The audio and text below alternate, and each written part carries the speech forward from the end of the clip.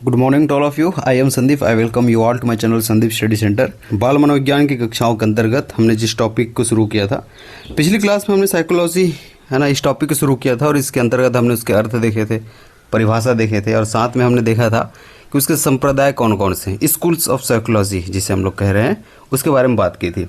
आज की इस वीडियो में उसी कड़ी को आगे बढ़ाते हुए अब भारत में मनोविज्ञान का विकास किस प्रकार से हुआ इसको देखेंगे। दूसरा इंपॉर्टेंट चीज़ रहेगा मनोविज्ञान के लक्ष्य कौन कौन से होते हैं, उसी प्रकार अध्ययन की विधियाँ देखेंगे। ये इंपॉर्टेंट आपके लिए होगा, ठीक। और ये शाखाएँ आप एक बार पढ़ेंगे तो ये चीज़ आपको समझ में आ जाएगी कौन कौन सी उसकी शाखाएँ होती है। शुरुआत करते हैं। भारत में मनोविज्ञान का विकास किस प्रकार से होता है। 1915 से देखा जाता है, इसको अच्छे से देखना। 1915 में भारतीय मनोविज्ञान का आधुनिक काल ठीक कलकत्ता विश्वविद्यालय के दर्शन शास्त्र विभाग में प्रारंभ होता है। तो ये कलकत्ता विश्वविद्यालय में प्रारंभ होता है, इसको आपको याद रखना है। किस विभाग में बोले तो दर्शन शास्त्र विभाग में, लेकिन वो पूछेगा 1915 में होता है, ठीक है, इसको पूछ सकता है। और दूसरा इंपॉर्टेंट है वो कलकत्ता विश्वविद्यालय, इसमें दूसरा इंपॉर्टेंट हो जाता है। प्रायोगिक मनोविज्ञान का पहला पाठ्यक्रम ये भी आरंभ हो जाता है, इसको याद रखना है। दूसरा इंपॉर्टेंट चीज़ है प्रथम मनोवैज्ञानिक प्रयोगशाला भी स्थापित की जाती है, लेकिन अभी ये कलकत्ता विश्वविद्यालय में दर्शन शास्त्र विभाग के अंतर्गत है। 1916 में जाएंगे तो इसके लिए स्वतंत्र विभाग बनाया जाता है, प्रथम मनोविज्ञान विभाग बनाया जाता है, स्वतंत्र विभाग बनाया जाता है। ये भी कलकत्ता विश्वविद्यालय में ही बनाया जाता है। अब तक वो दर्शन शास्त्र ठीक है और उसके अंतर्गत में था, विभाग के अंतर्गत में था। अब इसका स्वतंत्र विभाग बनाया जाता है। अगला इंपॉर्टेंट इसी कड़ी में 1922। अब इसके प्रथम अध्यक्ष सामने आते हैं और वो बनाए जाते हैं प्रोफेसर गिरीन्द्र है इसको, ठीक है। इसको एक बार लिखना, यहाँ पे वीरेंद्र हो गया है, यहाँ पे लिख लेना एक गिरीन्द्र है, ठीक। गिरीन्द्र शेखर बोस लिख लेना, जो यहाँ पे वीरेंद्र है। और ये बोस देखेंगे तो ये 1922 में ही ठीक है इंडियन साइको एनालिटिकल सोसाइटी की स्थापना करते हैं, ठीक है। इंडियन साइको एनालिटिकल सोसाइटी की स्थापना करते हैं।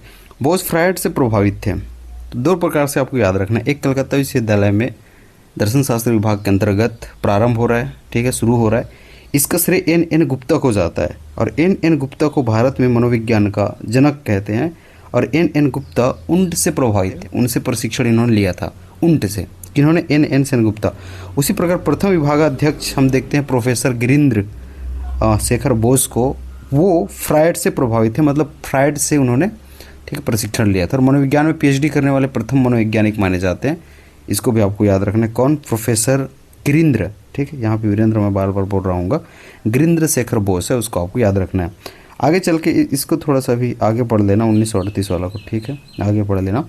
1922 में अब प्रोफेसर बोस के द्वारा याद रखना है आपको इंडियन साइको एनालिटिकल सोसाइटी की स्थापना की जाती है।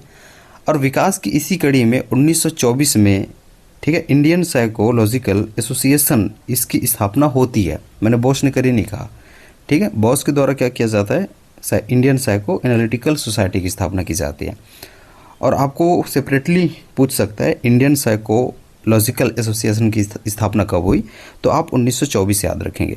अब एक इम्पॉर्टेंट चीज़ आ जाता है, इसको स्टार कर लेना, कौन सा आपका रहेगा, ठीक है। 1938 वाला को कलकत्ता विश्वविद्यालय में ही, कलकत्ता में ही, वहीं विश्वविद्यालय में ही आपको याद रखना है प्रायोगिक मनोविज्ञान का या फिर अनुप्रयुक्त मनोविज्ञान की एक शाखा स्थापित की जाती है, ठीक है। कब की जाती है? 1938 में की जाती है, कलकत्ता विश्वविद्यालय में ही की जा रही है। लेकिन स्वतंत्रता के पूर्व दो चीज़ और याद रखना है। अब तक तो कलकत्ता विश्वविद्यालय में आप देख रहे हो, आगे चल के ये मैसूर एवं पटना, इसमें भी मनोविज्ञान जो है पढ़ाया जाने लगेगा, इसमें भी उस पर जो है अनुसंधान होने जाने लगेगा। तो मैसूर विश्वविद्यालय एवं पटना विश्वविद्यालय में मनोविज्ञान के अध्यापन एवं अनुसंधान के प्रारंभिक केंद्र प्रारंभ भी हो जाते हैं।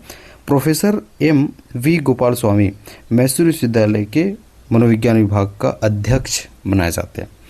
आगे चलते हुए आपको ये 1960 का दशक ये याद रखना है कि इसमें किस प्रकार से, ठीक है। अब तक आप क्या देख रहे थे, मैसूर पटना, उसके पहले आपने सबसे ज़्यादा क्या देखा, कलकत्ता देखा।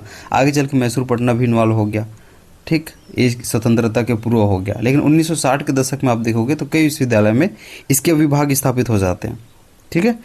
विश्वविद्यालय के प्रांगण से हटकर मनोविज्ञान विभिन्न तरह के संस्थानों, अब सिर्फ वो विश्वविद्यालय में ना रहे कि अब विभिन्न संस्थानों में आता है, वहाँ भी उपयोगी होने लगता है। जैसे कि प्रबंधन संस्थान में मनोविज्ञान की आवश्यकता, शिक्षण संस्थान में हो गया, सेवा, रक्षा सेवा आदि में काफ़ी लोकप्रिय होता है और वैज्ञानिकों की सक्रियता इसमें काफ़ी अधिक देखने को मिलती है।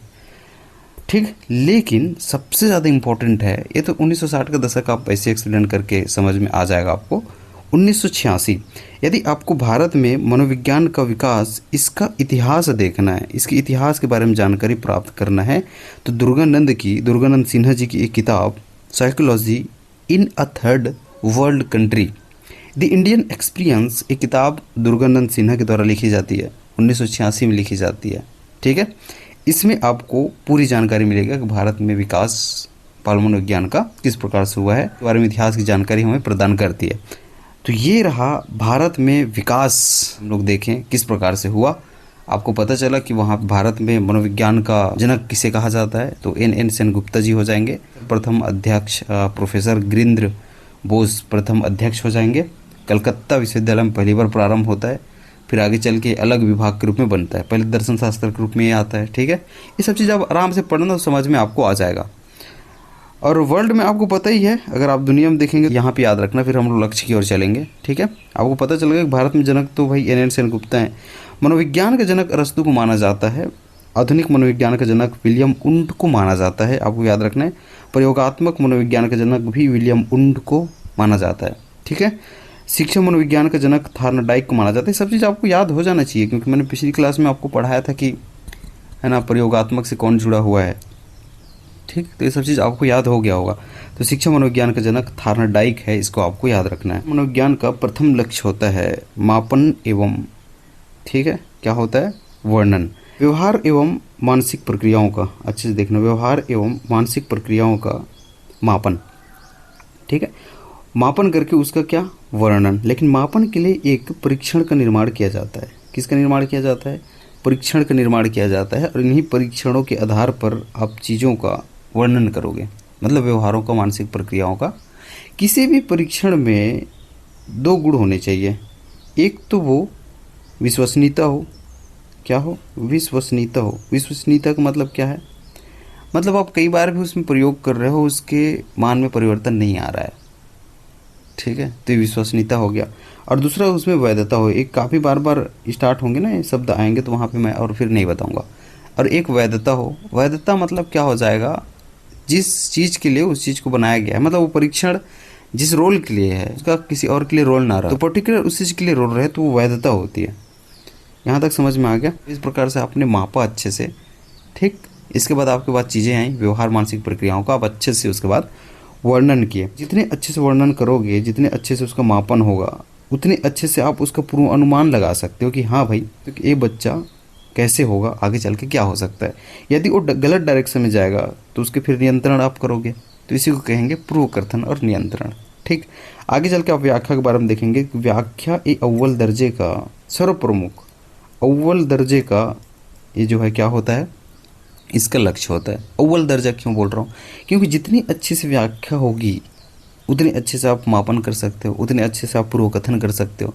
क्योंकि किसी के बारे में अच्छे से व्याख्या ही नहीं होगा, विस्तृत रूप से उसके बारे में आपके पास किसी का व्याख्या है ही नहीं, तो आप ना तो मापन कर सकते हो मानसिक व्यवहार का, मानसिक प्रक्रियाओं का, न वर्णन कर सकते हो, न ही आप सही ढंग से पूर्व अनुमान लगा सकते हो। तो व्याख्या सर्वप्रमुख होता है। ठीक है, इसी से आप आगे दूसरा काम कर सकते हो। मापन एवं वर्णन क्या होता है, अच्छे से देखना। व्यवहार, संज्ञात्मक प्रक्रियाओं, ठीक है, वृद्धि, व्यक्तित्व, रुचियों, अभिरुचियों का मापन करना। मापन हेतु परीक्षण का निर्माण किया जाता है। इन्हीं परीक्षणों के आधार पर वर्णन किया जाता है। समझाने की जरूरत है नहीं, मैंने आपको समझाया। सभी परीक्षण के दो गुण होते हैं, विश्वसनीयता और वैधता, जिसकी बात मैंने करी थी। अब देखेंगे पूर्व अनुमान। तो पूर्व अनुमान एवं नियंत्रण क्या होता है, व्यवहार का पूर्व कथन करना मनोविज्ञान का दूसरा लक्ष्य होता है, ताकि उसे ठीक ढंग से नियंत्रित किया जा सके।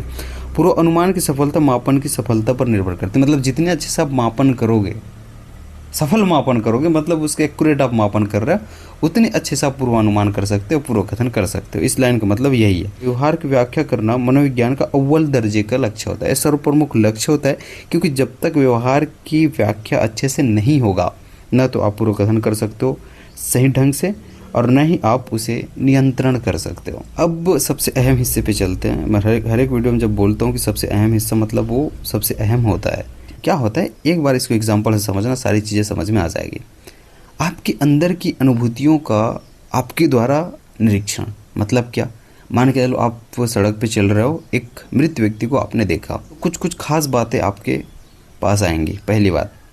ठीक है, जैसे आपको दुख होगा, आप दूसरा चीज़ रिलेट करोगे कि भाई ऐसे हुआ, किस प्रकार से हुआ है। ऐसे ही एक बार और हुआ था मेरे साथ, मैंने ऐसे ही और देखा था, किसी को मार के काट के फेंक दिया गया था। आप दूसरी चीज़ से रिलेट करोगे तो आपके अंदर जो एक्सपीरियंसेस हो रही है, अनुभूति हो रही है, उसका आप निरीक्षण कर पा रहे हो, उसका अवलोकन कर पा रहे हो। इसे क्या कहेंगे? अंतः दर्शन। लेकिन ऐसे करने के लिए आपको, ठीक है, आपका मन शांत होना चाहिए। ऐसे करने के लिए आप इंटरेस्टेड हो अंतः दर्शन करने के लिए। ऐसे करने के लिए आपका जो पूर्वाग्रह है वो सामने नहीं आना चाहिए, पक्षपाती आप नहीं हो। ठीक है, तब ये चीज़ अच्छे से कर सकते हो। तो इसको हम लोग देखने की कोशिश करते हैं, यही चीज़ है अंतः दर्शन।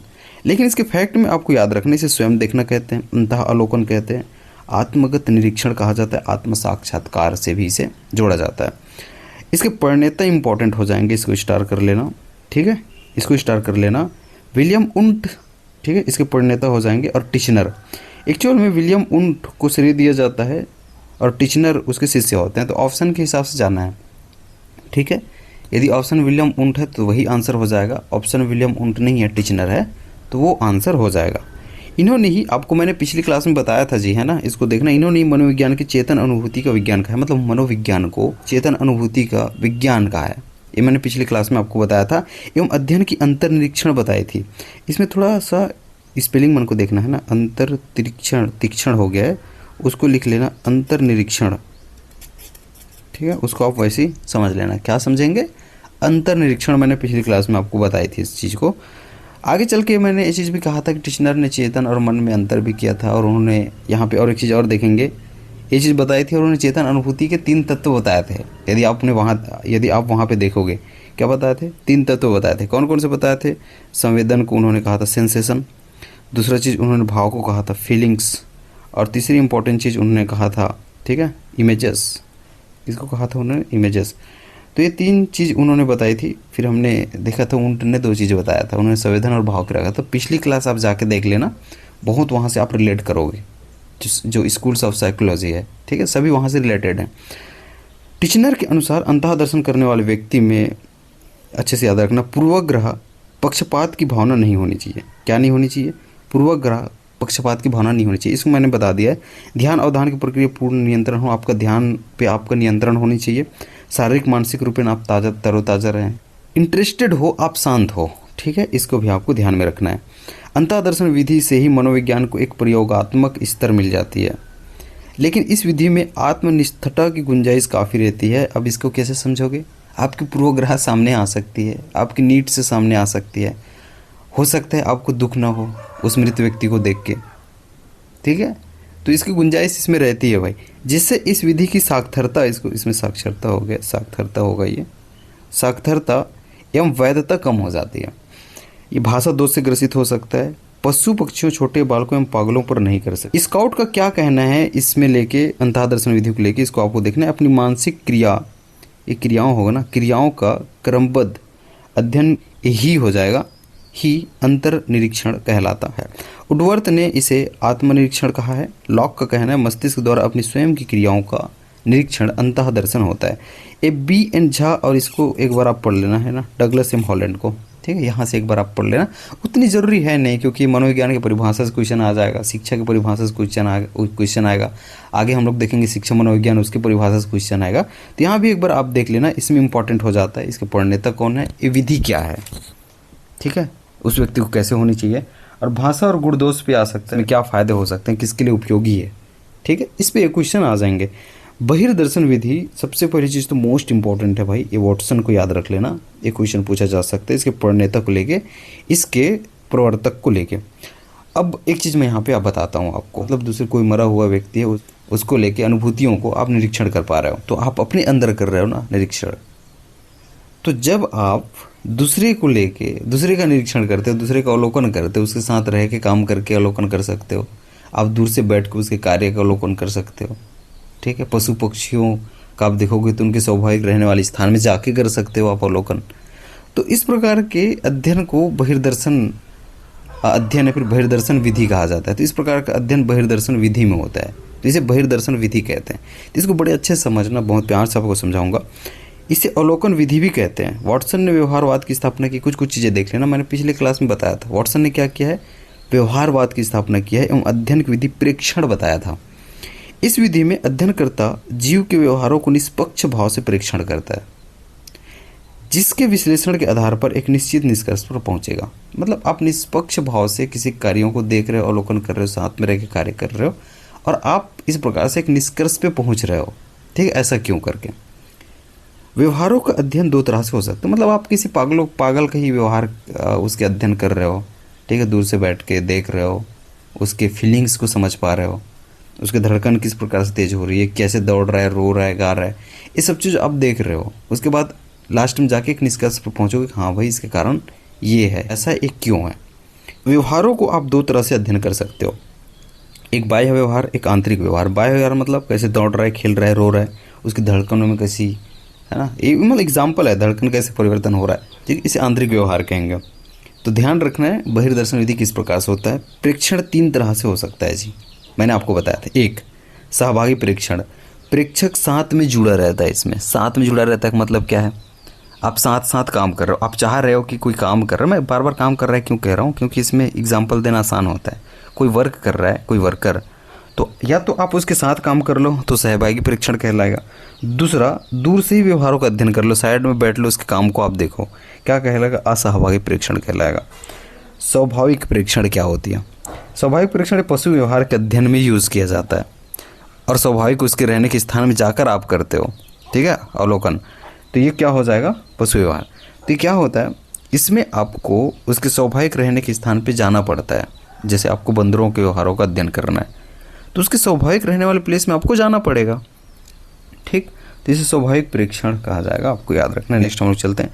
इसका पॉजिटिव ये है, ठीक है, इस विधि का कि छोटे छोटे बच्चों में किया जाता है, वयस्कों में, पागलों में, पशुओं के व्यवहारों में अध्ययन आसानी से किया जा सकता है। भीड़ व्यवहार अध्ययन इसमें संभव हो सकता है। भीड़ व्यवहार मतलब एक साथ भी अवलोकन किया जा सकता है। वैधता में वृद्धि हो सकती है। इसमें दोष होता है कि आत्मनिष्ठता आपके सामने आ सकती है, आपके पूर्वाग्रह सामने आ सकती है। ठीक है, जैसे कोई रो रहा है भाई, मान के चलो आप किसी के रोने का वही टाइम पे अवलोकन कर रहे हो। ठीक है, बेचारा का आंसू निकल रहा है और आप प्रेक्षक हो, आप अध्ययन करते हो, आप बोल रहे नहीं वो हंस रहा है, वो खुशी के आंसू हैं, तो अर्थ का अनर्थ हो गया। तो इसमें आपकी आत्मनिष्ठता, आपके पूर्वाग्रह, आपके पक्षपात होने का, आपकी आवश्यकताएं इसमें सामने आ सकती है। आपको लग सकता है कि वो खुशी के आंसू थे। ठीक है, सफलता प्रेक्षक को मिले जरूरी नहीं होती, इसलिए कहते हैं सफलता प्रेक्षक को मिले जरूरी नहीं हो सकती, क्योंकि कुछ भी आप इसके अर्थ निकाल सकते हो। मानसिक क्रियाओं का सही अर्थ निकले जरूरी नहीं। ठीक है, इसको भी समझ गए। कारण परिणाम, इसको समझना एक बार, कारण परिणाम पता लगाना कठिन होता है। ये सब चीज़ आए ना आए यार, बात की बात है, बट मैं आपको एक डिटेल में जाके, डीप में जाके पढ़ा दे रहा हूँ। ठीक है, कारण परिणाम पता लगाना कठिन हो सकता है।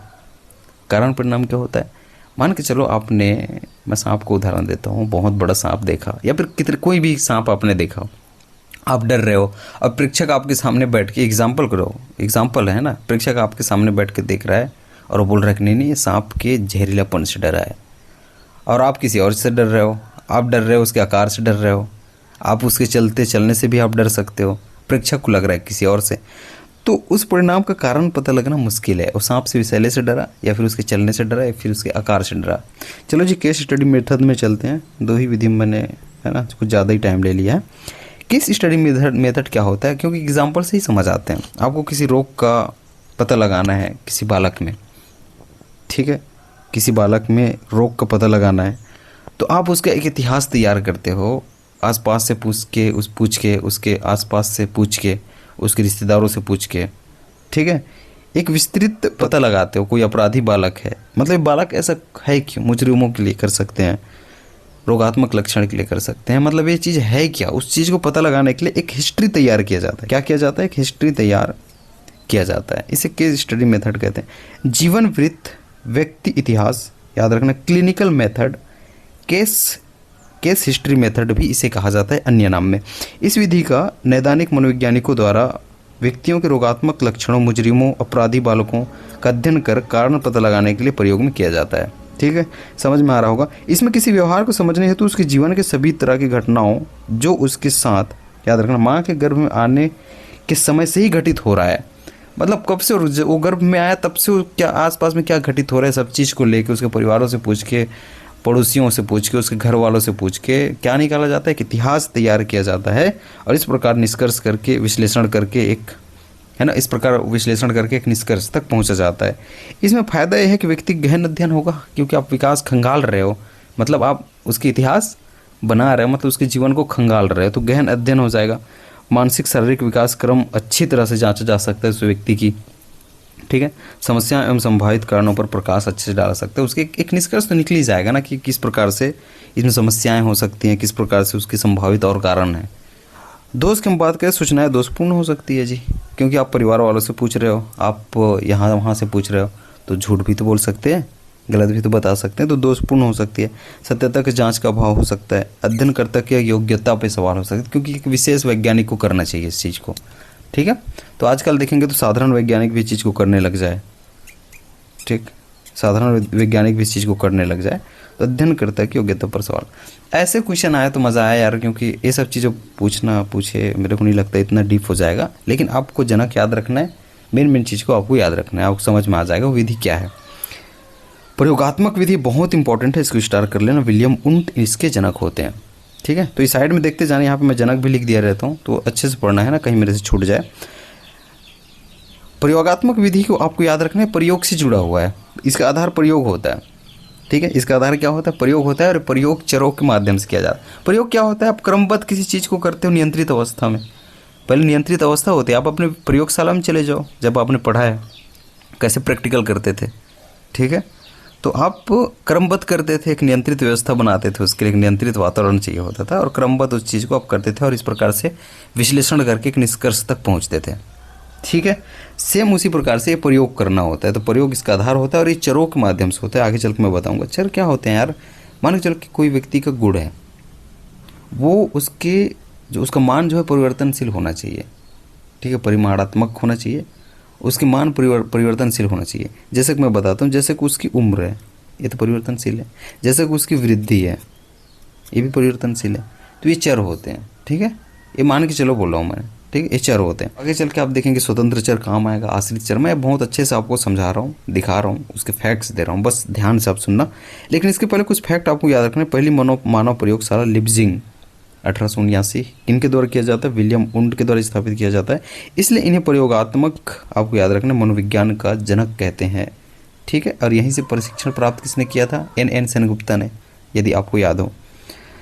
मनोविज्ञान की सबसे प्रमुख एवं वैज्ञानिक विधि इसे माना जाता है। इसका आधार प्रयोग होता है। व्यवहारों का अध्ययन इसमें नियंत्रित अवस्था में चरों के माध्यम से किया जाता है, और यही कारण है कि यही इसका गुण जो है अन्य विधियों से इसे अलग बनाती है, ठीक है, क्योंकि इसमें नियंत्रित व्यवस्था है, ठीक। इसमें मनोवैज्ञानिक विधि है, सर्वप्रमुख विधि है, प्रचलित विधि आज की डेट में किया जाता है। अब चर क्या होते हैं, मैंने आपको बताया था। मनोवैज्ञानिक प्रयोग में 3 तरह के चर होते हैं। एक स्वतंत्र चर होता है, आश्रित चर होता है, हस्तक्षेपी चर होता है। जैसे कि मैं आप बताता हूँ, एक चीज़ मैं यहाँ पे आपको बताता हूँ, सब चीज़ क्लियर होगा, ठीक है। ये बोतल में क्या रखी हुई है भैया? शराब। क्या रखी? इसमें शराब रखी है। इसका आपको प्रयोग करना है, इसका आपको अवलोकन करना है, तो किस में डालना होगा? ठीक है, ये व्यक्ति में डालना होगा, ठीक है। आप जैसे भी इसको देख लो, व्यक्ति में डालना होगा। तो इसका जो आप अवलोकन किस पे कर रहे हो? इस पे कर रहे हो, मतलब इसका असर किस पे पड़ रहा है? व्यक्ति पे पड़ रहा है। तो ये हो जाएगा स्वतंत्र चर। ये क्या हो जाएगा? स्वतंत्र चर हो जाएगा। स्वतंत्र चर इस प्रकार क्या होता है, इसको परिभाषित कैसे करोगे? वैसे चर जिनका प्रभाव अन्य चरों पर दिखाई देता है। और ये क्या हो जाएगा? आश्रित चर। ये क्या होगा? आश्रित चर, ठीक है। तो इसका स्वतंत्र चर का अध्ययन आप आश्रित चर पे करते हो। और एक चर होता है मध्यवर्ती चर या फिर संगत चर जिसे कहते हैं, जिसको वैज्ञानिक नियंत्रित रखते हैं। इसको नियंत्रित रखा जाता है। वो नहीं चाहते कि इसका जो असर है, ठीक है, आश्रित चर पर पड़े, इसका भी प्रभाव जो है यहाँ पे पड़े। इसको नियंत्रित रखा जाता है। इसमें पर्यावरणीय घटक आते हैं, ठीक है। इस प्रकार से इसको हम लोग समझेंगे। स्वतंत्र चर ऐसे चर को कहा जाता है, इसको मैंने वहीं पे यही चीज़ मैंने लिखा है, ऐसे चर को कहा जाता है जिसका प्रभाव, ठीक, अरे यार इसको अच्छे से देख लेना, कहाँ चला गया, जिसका प्रभाव प्रयोगकर्ता के जोड़ तोड़ के बाद दूसरे चर पर दिखाई देता है। आश्रित चर क्या होता है? ऐसे चर जिसके बारे में प्रयोगकर्ता प्रयोग करके प्रेडिक्शन करना चाहता है। अब उसे प्रयोग करेगा, प्रेडिक्शन करेगा कि भाई, है ना, उसमें प्रयोग है। अब सर आपको ही मत लेना, मैंने उसको एग्जाम्पल दिया, ठीक है। तो उसका प्रभाव को प्रेडिक्शन करेगा कि ये इंसान अब किस डायरेक्शन में जा रहा है, ठीक है, इसको आपको याद रखना। इसमें होने वाला परिवर्तन स्वतंत्र चर पर किए गए जोड़ तोड़ पर निर्भर करता है। तो ये स्वतंत्र चर पर निर्भर करेगा कि इसमें किस प्रकार से परिवर्तन होगा। ठीक है, आपने गाना सुना है, नशा शराब में होती तो नाचती बोतल। ठीक, तो उसको प्रयोग करने के लिए दूसरे में हमें देखना पड़ेगा। संगत चर क्या होता है? कुछ ऐसी चर होते हैं जिसे नियंत्रित रखा जाता है, पर्यावरणीय घटक कहलाते हैं। तो कुछ ऐसे चर जिसे नियंत्रित रखा जाता है, ठीक है, वो संगत चर के अंतर्गत आएगा। अब प्रयोगात्मक विधि के हम लोग गुण देखते हैं, इसमें फ़ायदे क्या हो सकते हैं। प्राप्त निष्कर्ष की वैधता बिल्कुल इसमें काफ़ी अधिक बढ़ी, क्योंकि नियंत्रित अवस्था में किया जा रहा है। अन्य से भिन्न विधि, कैसे, मैंने आपको बता दिया। पुनरावृत्ति का गुण, मतलब एक बार कोई वैज्ञानिक किए हैं, उस निष्कर्ष तक पहुंचा है, दूसरा वैज्ञानिक जा रहा है, बोल रहा है कि इस पे मुझे शंका है, ये तो ठीक है भाई, अब दोबारा से कर लो। तो पुनरावृत्ति की गुण इसमें होती है। वस्तुनिष्ठता आपको याद रहे, इसके गुण हो जाएंगे। एटकिंसन एवं हिलगार्ड का क्या कहना है, इसको एक बार आप रीड मार लेना, उतनी इंपॉर्टेंट ये नहीं होनी चाहिए। ठीक है, इसको आप एक बार पॉज करके रीड मार लो। नेक्स्ट मैं चल रहा हूँ। इसके दोष क्या हो सकते हैं? आप जो बार बार नियंत्रित अवस्था ना, ये वास्तविक तो नहीं है, क्योंकि आप नियंत्रित व्यवस्था का निर्माण कर रहे हो, आर्टिफिशियल है। ये इसके दोष हैं। कृत्रिम प्रयोगशाला परिस्थिति तक सीमित रहता है।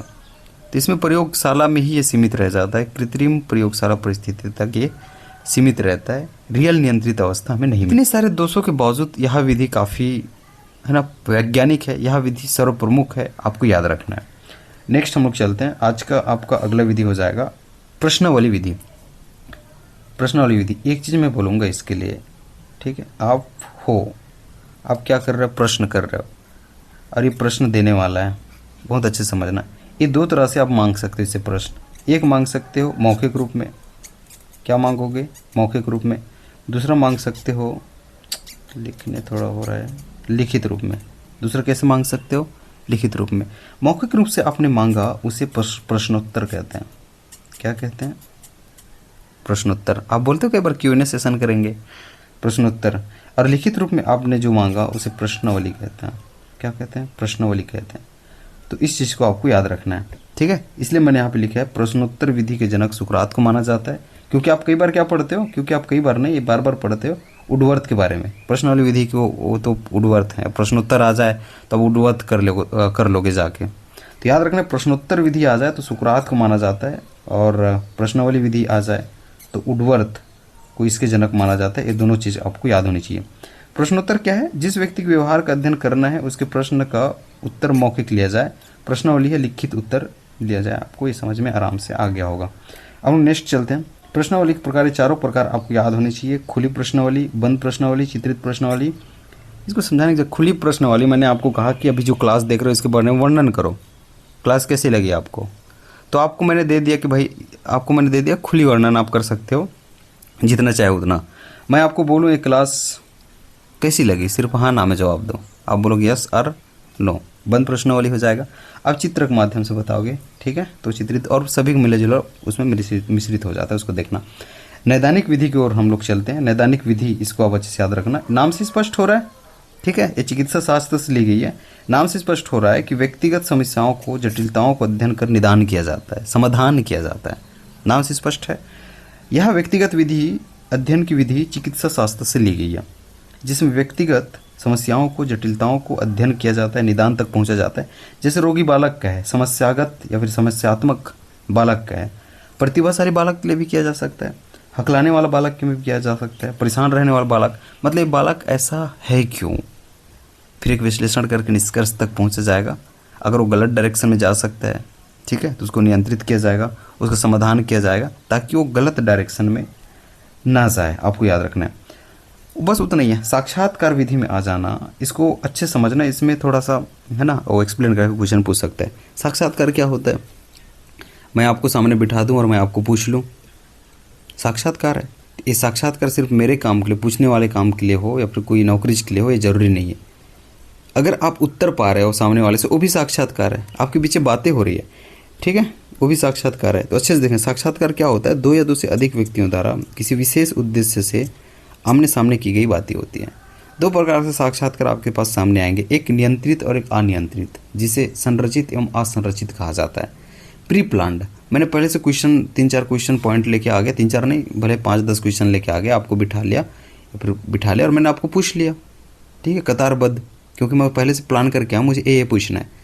और मैं अचानक आ गया भाई, मैं मेरे माइंड में जो आएगा, मेरा टॉपिक क्लियर है, मेरे को इस टॉपिक पे पूछना है, मेरे माइंड में आएगा और मैं उसके बारे में कई डायमेंशंस में पूछते जाऊँगा जैसे जैसे आगे बढ़ती जाएगी इंटरव्यू। ठीक है, तो इंटरव्यू अंदर, इंटर का मतलब अंदर होता है, व्यू का मतलब क्या होता है, देखना। तो उसके अंदर आप देख रहे हो, उसके विचारों को समझ पा रहे हो, आप जो बोल रहे हो उसको देख पा रहे हो, इसको साक्षात्कार कहेंगे।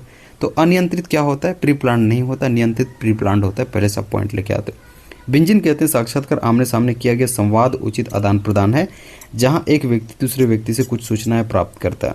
वहीं पे कलिंजर का कहना है साक्षात्कार एक आमने सामने की अंतर व्यक्तिगत भूमिका परिस्थिति होती है, जिसमें एक व्यक्ति साक्षात्कार देने वाले व्यक्ति से शोध समस्या से संबंधित उत्तरों की प्राप्ति करता है। तो आप उत्तर जानने के लिए भी तो कर सकते हो, ठीक है, तो उसे भी साक्षात्कार कहेंगे। साक्षात्कार आपको याद रखना है, कार्य या उद्देश्य के आधार पर साक्षात्कार के निम्न प्रकार के साक्षात्कार शोध के लिए, नाम से स्पष्ट हो रहा है, शोध के लिए, निदात्मक निदान के लिए हो सकता है, चयन या आपकी नौकरी यूपीएससी सीजीपीएससी वाले साक्षात्कार इसमें याद रख लेना, केंद्रित साक्षात्कार हो सकता है। संरचना के आधार पर जाएंगे तो साक्षात्कार के आपको, ठीक, यहाँ पे अच्छे से याद रखना, साक्षात्कार के आपको दो प्रकार मिलेंगे, संरचित और असंरचित। संरचित हो जाएगा प्री प्लान्ड, ठीक है, और ये हो जाएगा संरक्षित, और ये हो जाएगा ये प्री प्लान्ड, इसमें नहीं रहता है। संरक्षित में आप 4 5 6 7 जितने भी पॉइंट होता है वो पॉइंट में लेके जाकर डायरेक्ट क्वेश्चन पूछो, पहले से आपको है क्लियर है कि ये क्वेश्चन पूछना है।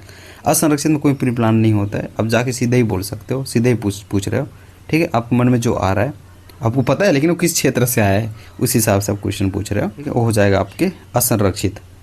अब ये दो चीज़ आपको याद रख लेना है, एक समाज मिति विधि, इसके प्रवर्तक पूछे जा सकते हैं J.L. मॉरेन, और एक है मनोविश्लेषणवादी, है ना, विधि, इसके जो प्रवर्तक होंगे सिगमंड फ्रायड होगा। इसके बारे में एकदम डिटेल में नहीं जा रहा हूँ, पिछली क्लास में जो पढ़ाया हूँ वहीं के कुछ डिटेल यहाँ पे देख लेना। स्कूल्स ऑफ साइकोलॉजी में जहाँ पे मनोविश्लेषणात्मक या फिर मनोविश्लेषणवादी हमने संप्रदाय की बात की थी, वहाँ आपको कुछ चीज़ें यहाँ पे और मिल जाएगी, ठीक है, तो पिछली क्लास में आपने देख लिया होगा। अब बस इतना ही है, मनोविज्ञान की शाखाएं क्या याद करोगे, इतने सारे शाखाएं हैं, आप यहाँ पढ़ोगे तो आपको लगेगा भाई एक बार रीड कर लेना इसको पॉज करके, ठीक। जैसे शिक्षा मनोविज्ञान है, बाल मनोविज्ञान है, बाल विकास आगे चल के वो हो जाता है, संज्ञात्मक मनोविज्ञान है, विकासात्मक मनोविज्ञान, जैविक, तंत्रिका होगा वो, है ना, तांत्रिक हो गया, तांत्रिक मनोविज्ञान नहीं है, सामाजिक सांस्कृतिक है ये भी, ठीक है, सांस्कृतिक मनोविज्ञान हो जाएगा, पर्यावरण, स्वास्थ्य, निदानात्मक, औद्योगिक मनोविज्ञान, असामान्य, क्रीड़ा, युद्ध, सैन्य, ठीक है, ये न्यायालयिक हो जाएगा, प्रबंधकी, महिला मनोविज्ञान, ये सारे बहुत सारे पॉज करके इसको पढ़ लेना। जैसे आप आगे जाएंगे तो आपको मिलेगा विद्यालयी, ठीक, फिर वैश्विक आलोचनात्मक। क्वेश्चन क्यों पूछेगा भाई, आपको जो भी आ जाएगा समझ में तो आ ही जाएगा कि विद्यालय पूछे, क्या पूछे, क्या है इसकी शाखा है या नहीं है, ऐसे पूछ सकता है, ठीक है। तो इसमें क्वेश्चन पूछने कुछ उतना है नहीं, बस एक बार आपको इसको रीड मार लेना।